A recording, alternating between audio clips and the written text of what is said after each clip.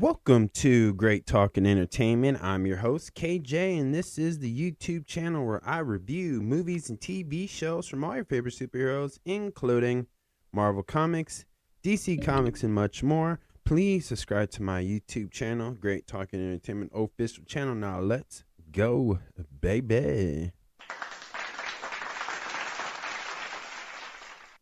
Welcome back to the YouTube channel, everyone. My name is KJ, and I'm the host of Great Talk and Entertainment. And today is my spoiler review video for the new series on Hulu/Disney Plus, Murdough Death in the Family, Episode 7 spoiler review. So if you have not seen this show, could you go check it out? But before you go, could you pause this, hit the thumbs up button, come back and let me know what you think about episode 7 of Murdough Death in the Family in the comments below, because I would love to hear how you feel about this. And again, this is my spoiler review.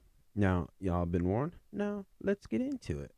This episode starts off with Buster on June 7th, 2021 at 8:48 p.m. as he's in a store, like a party store, with some red balloons, and it looks like he's just working oddball jobs. But when he gets home with his wife, they have a conversation, and his wife, Buster's wife, I should say, brings up the fact that, hey, your dad has been sending a lot of text messages in the group chat, and he finally calls his dad, and his dad lets him know what has happened to his mother and little brother Paul, and it gets at a very emotional scenes with the whole family is obviously in fear of their own lives. But Alex Murdough seems a little bit odd. One side, he's very upset about his wife and son, but then on the other side, if you look, this show shows us a different perspective viewpoint through the police work of an investigation. He seems a bit fishy. He seems a bit shady about things. He's very good with his story. It seems like everything he's been asked is covered up or has an answer. And when they were doing a little investigation in the car, the police car, I'm assuming, because of the rain, one of the police officers who later in the episode mentions that Alex Murdough, or Alec, his clothes seems to be very clean and fresh.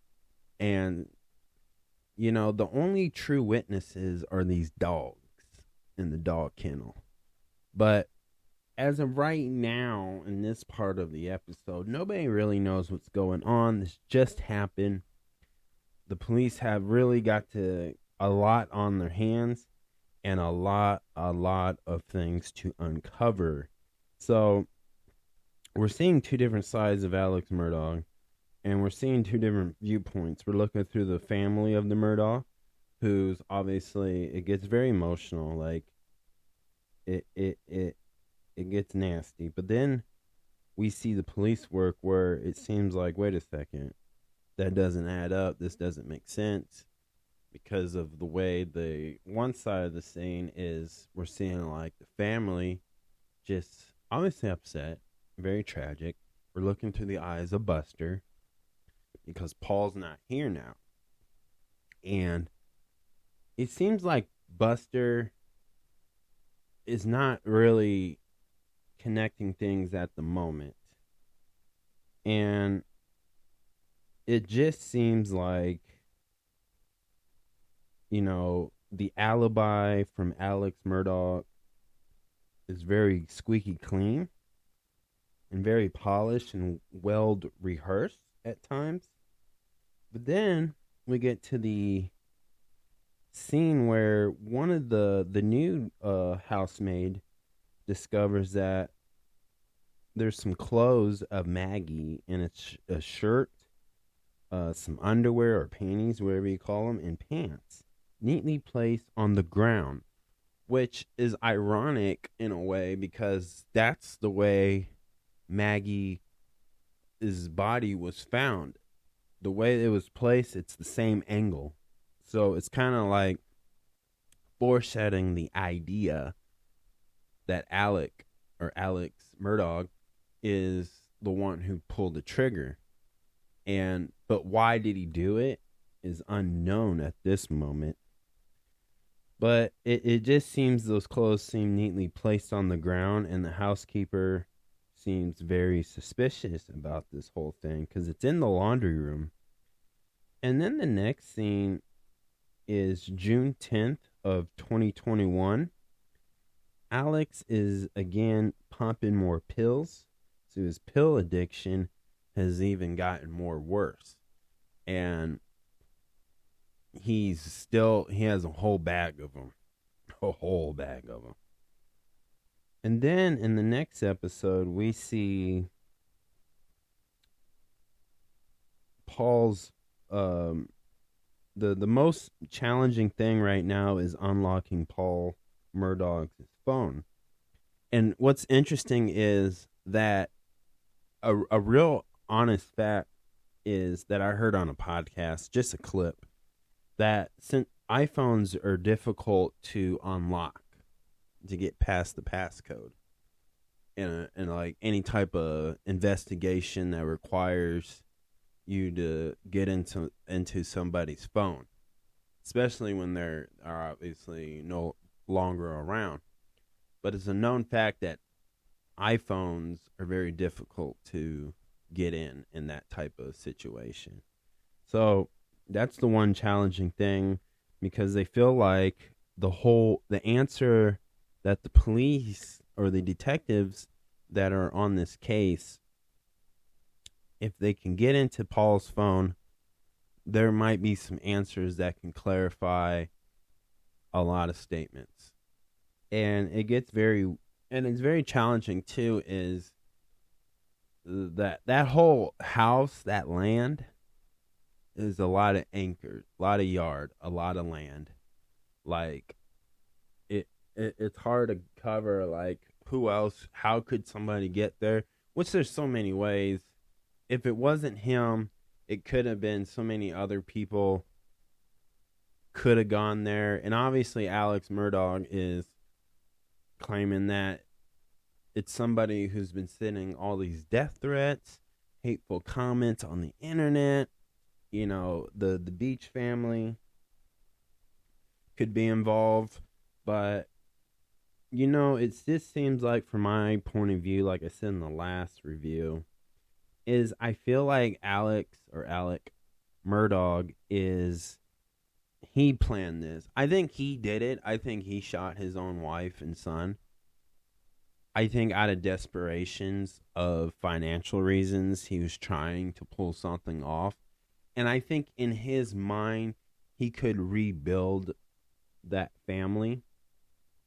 And, you know, I remember just the way, like, the grandfather, before he passed away, they let him know what happened. And he was very upset about the whole thing, obviously. And the grandfather of the family, he's dying. Like, he died in this episode. And again, it's so weird, but in some ways he's getting money. He's getting paid some way, somehow. So he's scheming very good with this, but I just never understand the end game to what he thought he can get away with a scenario like this, because this is a murder crime. This is a murder, right? Like, this is, now again, not every murder crime gets solved, but with the other events, there's 3 other events. We know, obviously, with Paul and the boat accident, that's the Beach family. And then Buster, who had a young college student get, like, pretty much murdered for being different. And he was having sexual relationships with Buster, right? And just to cover that all up, that's a whole different story. And then just the idea of Alex just scheming and taking his clients' money and stealing it to pay for his house, his vacations, material stuffs, his addiction to pills. Like, it's just getting nuts to the point where, you know, we're going to see a big crash out soon, I believe. A bigger one than happened in this. Because later on, when they're trying to unlock the phones, right, downloading other people's phones, Murdough gets a phone call, Alex does, and the Beach family is dropping the charges. And Alex feels relief. And now this is not a relief of like, oh man, thank you so much. Like they're cool now. He's more relief like, oh, I got away with it. My plan worked. That's what it seems like. And, also there's a caregiver that was mostly for the grandfather. And he was talking to her, Alex was, and just mentioning about the wedding. And, he was trying to get her to say, well, actually, it was a lot longer than that. And, offer to pay for his wedding. Offer him to give her a free wedding dress, basically. And, she didn't like that idea. Or she did. I think she would have taken it, but he just seems more suspicious now.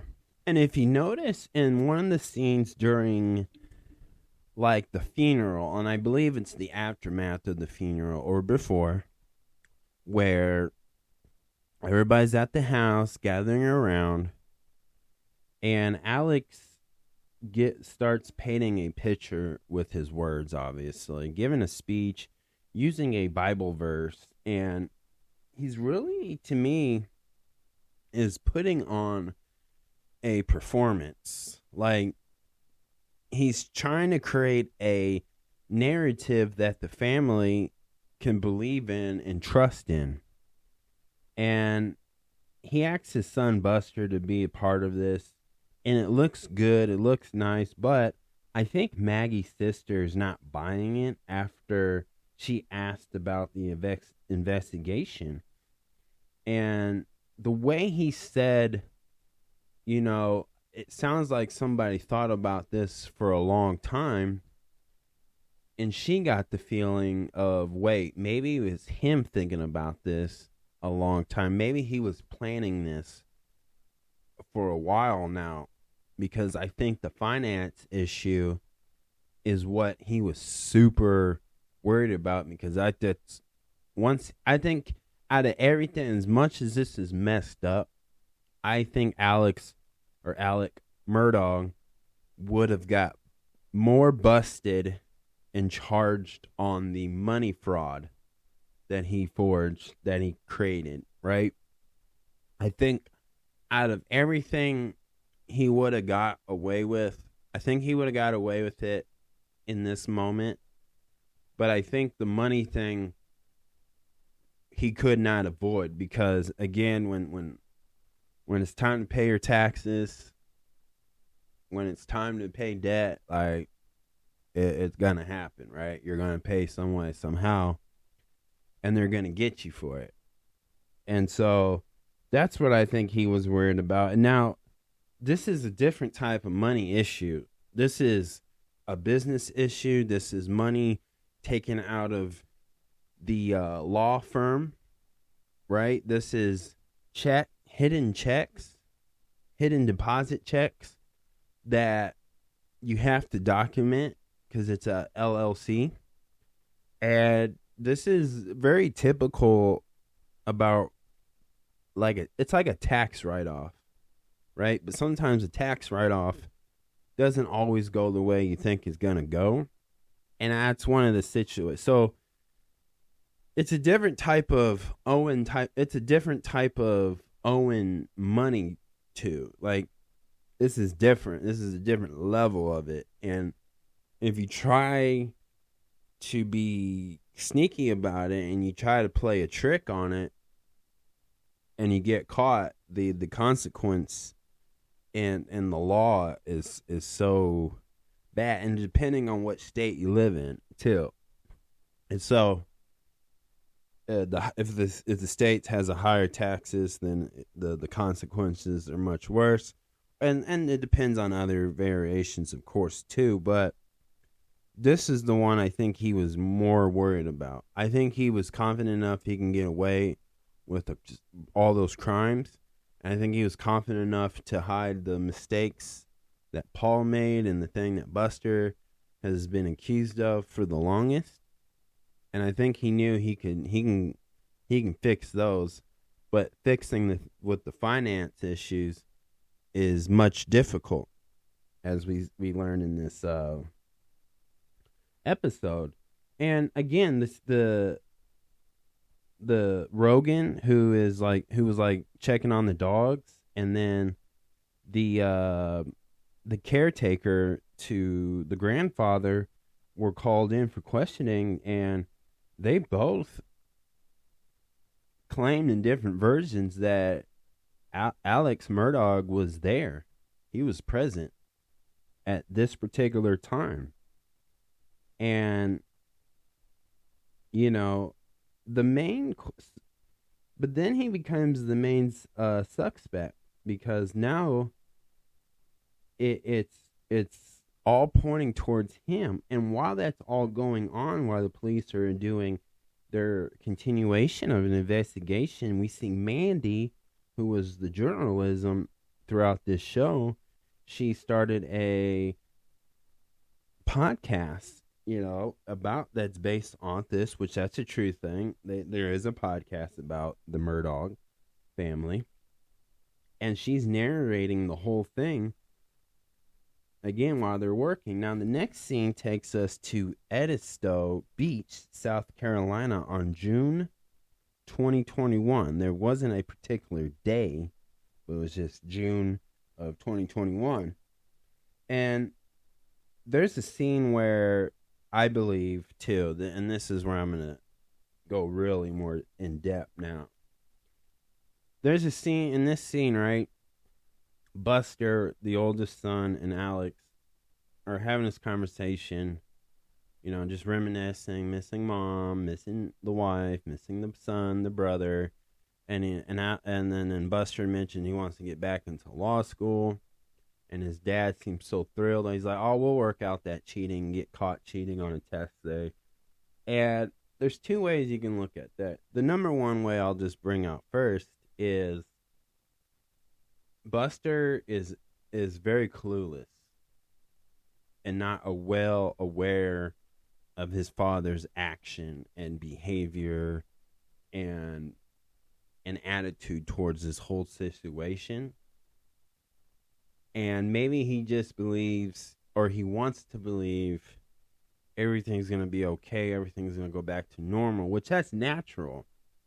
Now, with that, we'll stick to number one. We'll stick with that part first. So, what I believe, if it goes that route, in my opinion, just based off of this episode and the other episodes of this series, if that was the case, this shows that Alex, the father, is really good at covering up and keeping secrets from his own children, right?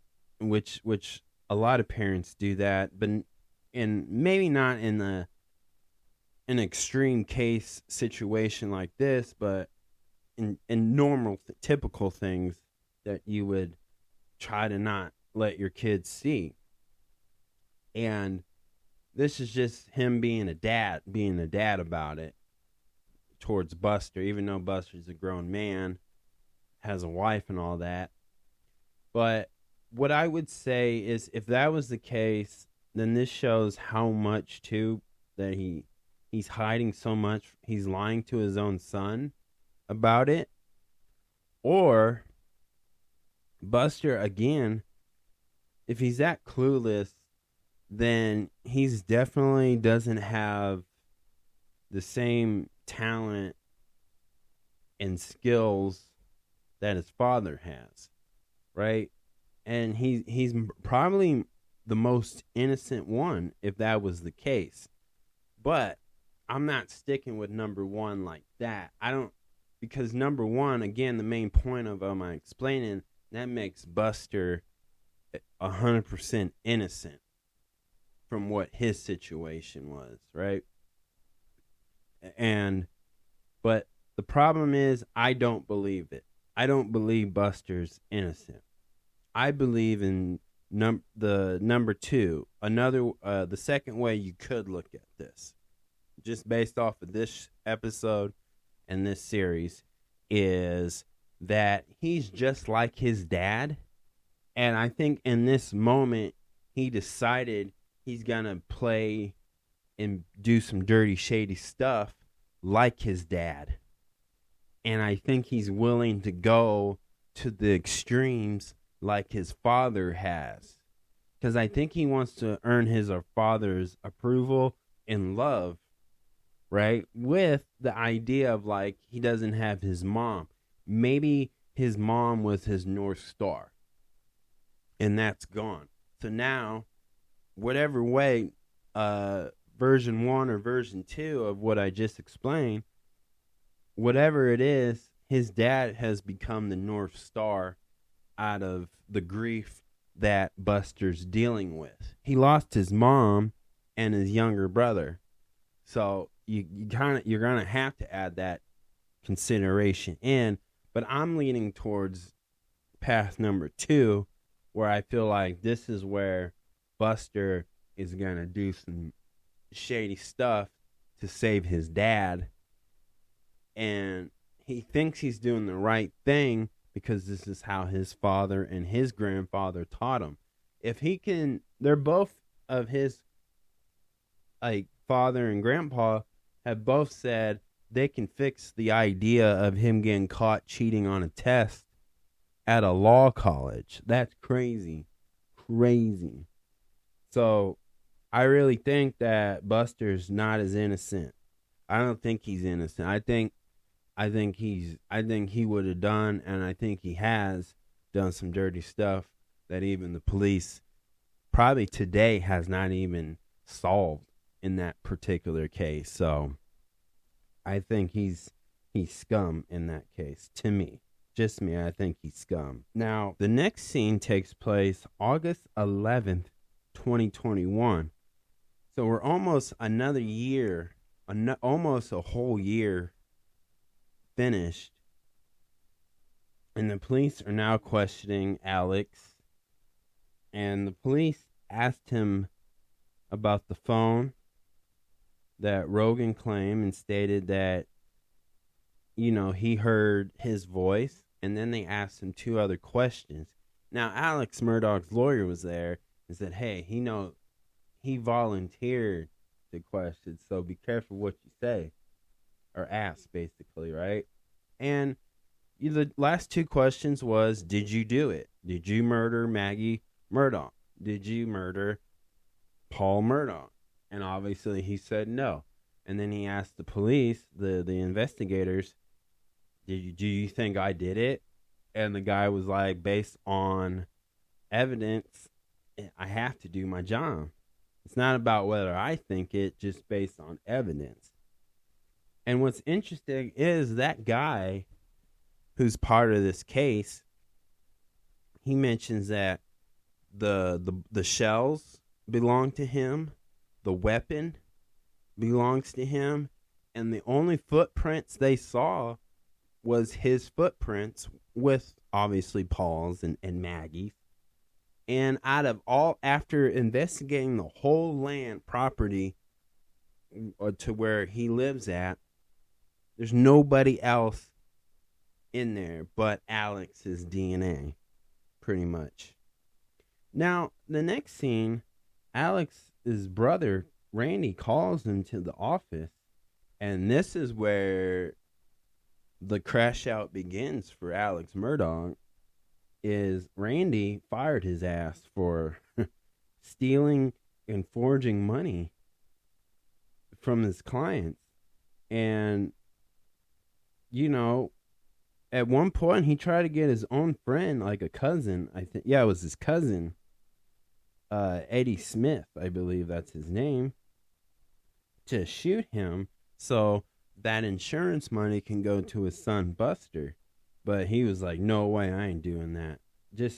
But he still, they kind of squabbled over the gun, and the cousin like pushed him, and Alex Murdough busted his head open. But Alex stabbed his own tire, threw the knife. They all threw the gun too. Like, that's crazy. Like, that's crazy. But out of desperation, that's what it looks like. He lied to the police officer and described it was a young guy who was taller than him, and just a younger version of it. But as Buster was there, the detectives showed up, and the cousin told the police basically what happened, and Buster seemed shocked and confused. But Alex admitted it to his son without actually saying the words. And then throughout this episode, old cases are going to be reopened. And as we see, Alex is going to rehab as this is going on. And at the end of the episode, Buster visits his parents' house and sees the mess, the broken furniture and pills and alcohol, open refrigerator. And so that's how the episode ended. So now the police, the two detectives, are very 100% sure that Alex Murdough did the crime. And now it seems like the cases are reopening. So that's troubling for Buster as well. And so now we're going to see what Buster is going to do. And I believe, to me, like I said, I think Buster is going to try to cover this all up and try to protect his dad, protect his family, and obviously, just like Paul and the grandfather, and even Randy, Alex's brother Randy, because he wrote the email, he wrote the statement on all that goofy stuff. And what I believe, honestly, which is super sad, that I think Buster is obviously going to lie and put himself in danger of getting arrested for lying, basically, on a murder case. But that's what I think, because I think Buster is trying to cover up the fact that, you know, before his wife, he wasn't kissing his wife. He was kissing a young college student who, you know, was being judged for being different of that person's sexuality. And it's a shame that Buster, you know, feels guilty and dirty about kissing somebody who's the same sex, that he's willing to cover that up, because why? To him, it tarnishes the last name Murdough. Like, I guess you got to be straight in that family, I guess, but that's the type of desperation that I think Buster's going to do, and it's honestly sad if that goes away. And I just believe it. I just believe that's the way it's going to go with this episode.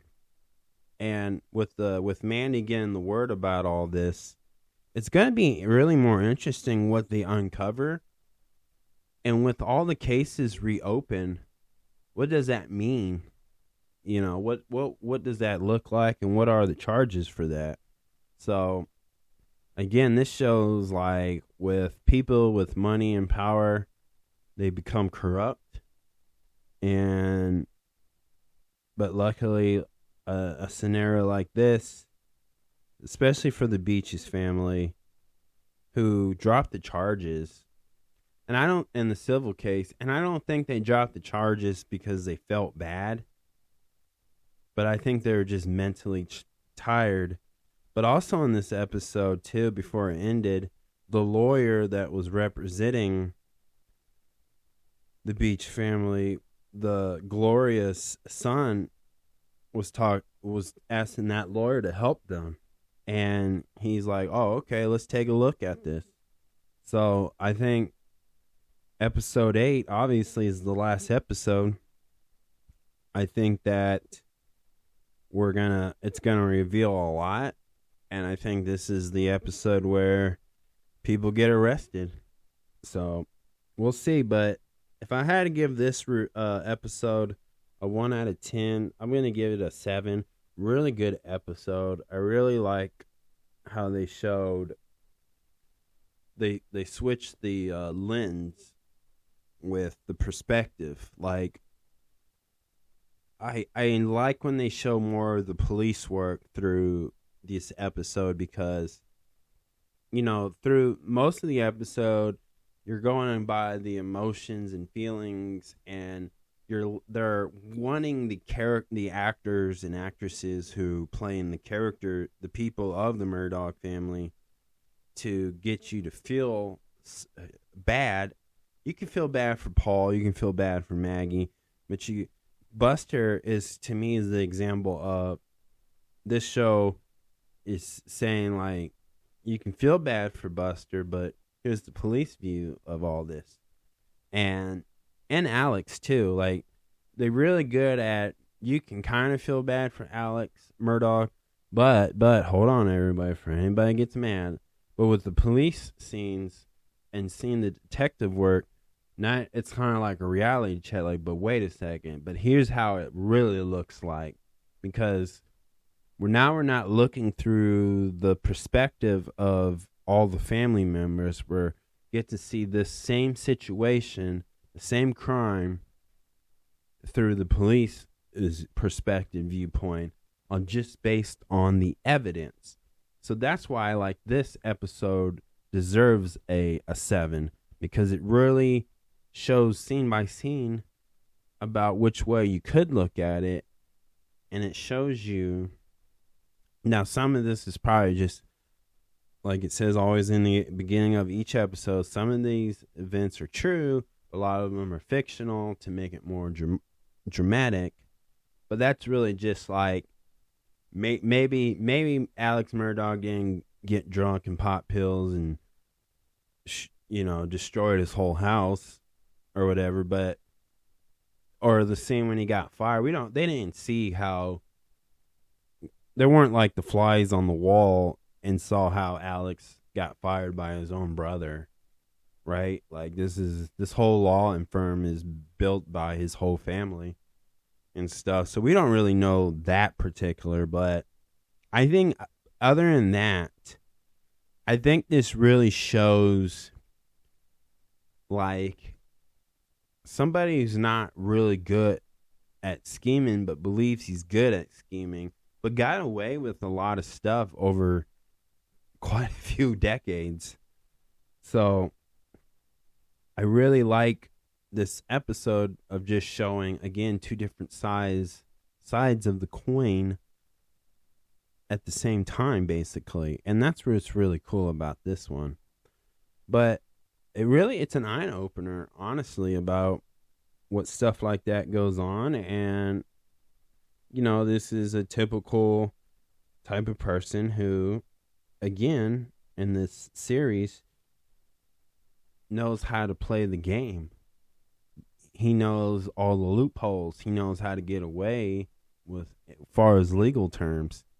He knew what the cops needed to do. He knew how the investigation was going to go down. He was just setting everything up. And I think now Buster is going to do the exact same thing. But I think since this is the last episode, episode 8, which is a bit, I'll have that spoiler review out soon, that he's probably not going to be as good at it, and he's going to get caught. Because at this point now, this is the episode where they all get caught, basically. But other than that, this was really good, and that's my review, y'all. So thank you again, guys. Please subscribe to my YouTube channel, Great Talking Entertainment official channel. Subscribe, hit that notification button so you can be up to date with all my latest content. Thank you, guys, and peace out.